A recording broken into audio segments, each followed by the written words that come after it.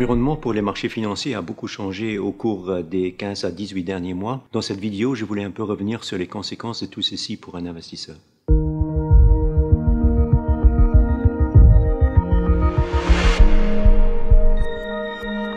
Je dirais le principal risque aujourd'hui, c'est l'inflation.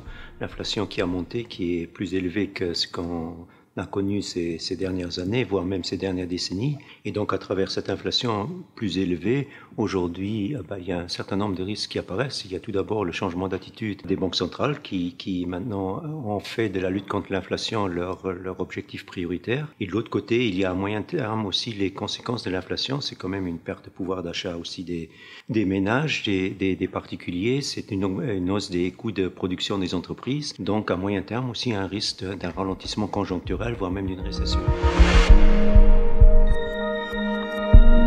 Je dirais les conséquences, c'est que l'environnement qu'on a connu finalement depuis pratiquement les années 80, avec un recul de l'inflation, avec le recul des taux d'intérêt, c'est que cet environnement maintenant est derrière nous et qu'il faudra s'habituer à un environnement fondamentalement différent, avec des taux d'intérêt qui seraient structurellement orientés à la hausse, une inflation qui serait plus élevée que ce qu'on a connu ces derniers temps, même si par moment elle va baisser, mais structurellement une inflation plus élevée, et donc effectivement un environnement que finalement la plupart des gens qui travaillent dans ces métiers n'ont jamais connu.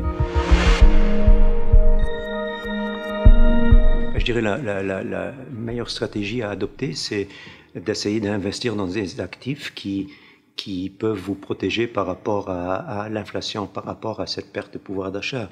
Et donc, je dirais c'est plutôt des actifs réels comme les entreprises qui représentent quelque chose de concret.